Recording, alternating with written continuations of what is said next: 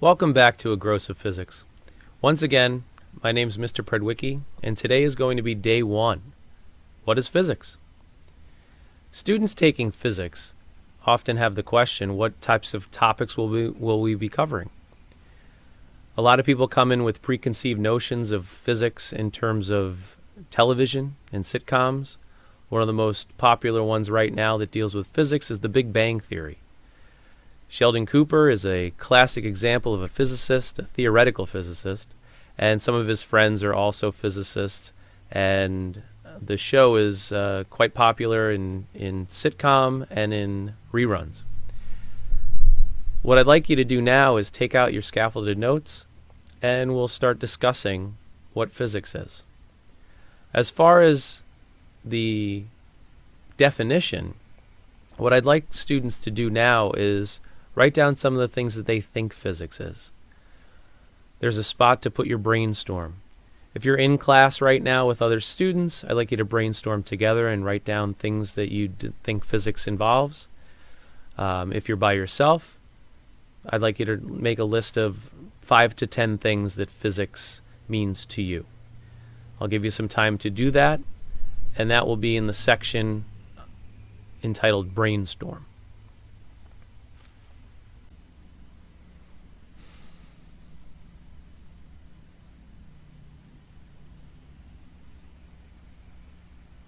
Hopefully you were able to complete your first task of Aggressive Physics and come up with a list of some of the things that physics means to you.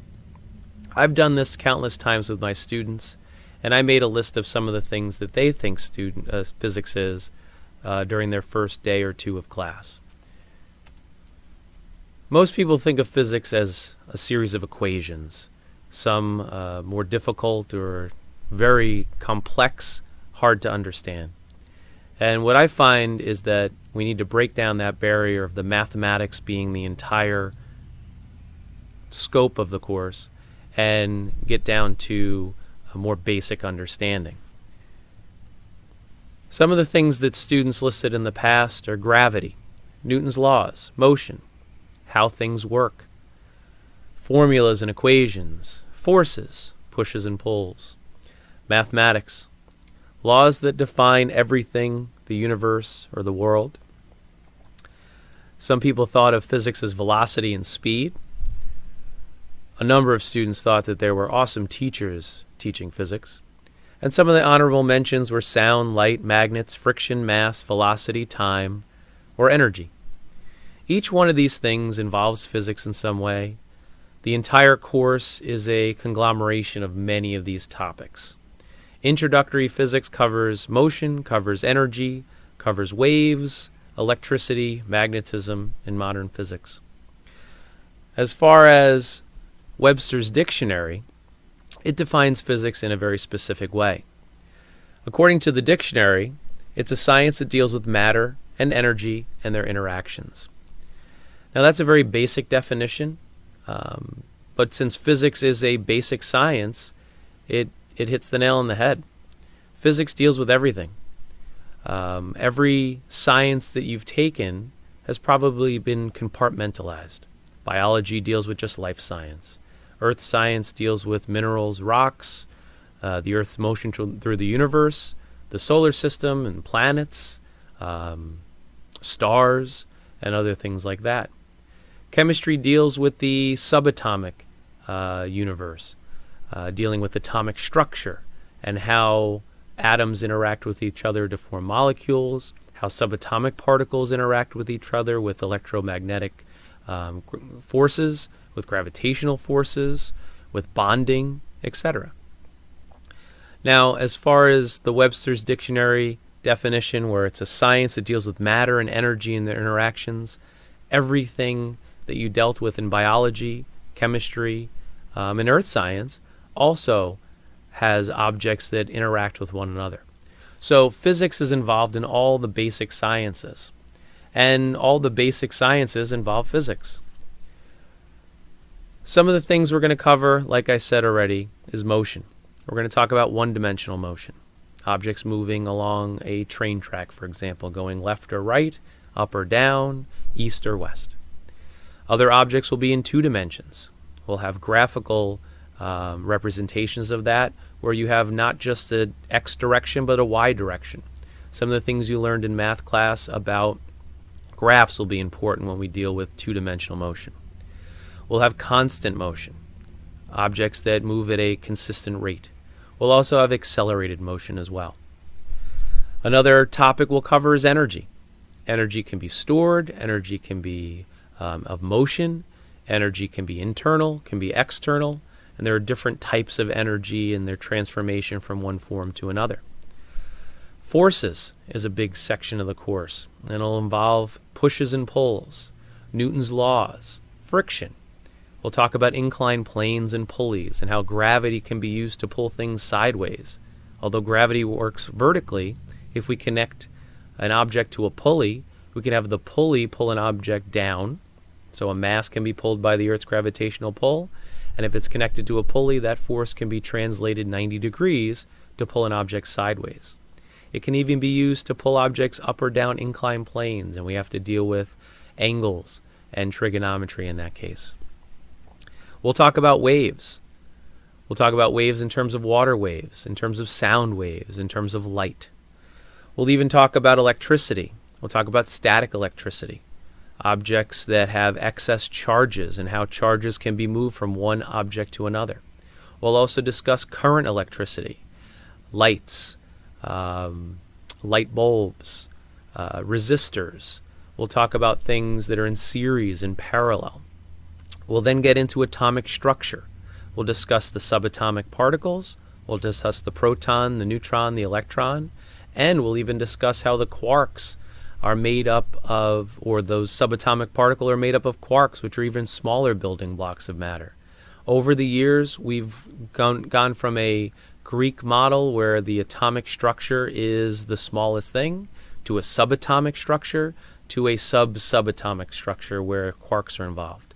We are still learning more about the subatomic structure, and quantum physics is involved, and some of that involves high-tech mathematics. We're going to stick to a more basic mathematics and just deal with the atomic structure in that case. Now the question will be, if physics is so important as a basic science, why do we take it last? Well, one of the concepts is that the math is typically tougher. Students don't take trigonometry till their sophomore or junior year. Some students take trigonometry in their senior year. Algebra is very important. We're going to need to be able to convert equations that have multiple variables with a single unknown. And you're going to be it's going to be important that you can take a single unknown and manipulate an equation in order to solve for the one unknown variable. The other issue is that physics is a conceptual science. Many of the other sciences have terminology that can be memorized. Many of the other sciences have procedures that can be followed to get an answer. In physics, you'll learn individual concepts. Many of these concepts are simple. However, when we combine all the concepts into complex problems, you'll see that these small concepts will be used as tools. We'll take these concepts and put them in your physics toolbox. And then you'll be able to use those concepts to solve problems that are very complex. Speaking of which, problem solving is one of the biggest hurdles for students taking physics. It's important to realize that problem solving is not something that can just be observed. Problem solving has to be done. You have to have an active role in your problem solving technique. I will model problem solving techniques that I've found useful over the years, but it's important that every student understands how to solve problems themselves. These things are important not just in physics, but in life in general. Many of my students need to decide their college that they'll be attending in the fall, or whether or not to go to college in the first place. Is it important to get a job right after high school? Is it important to go into the military?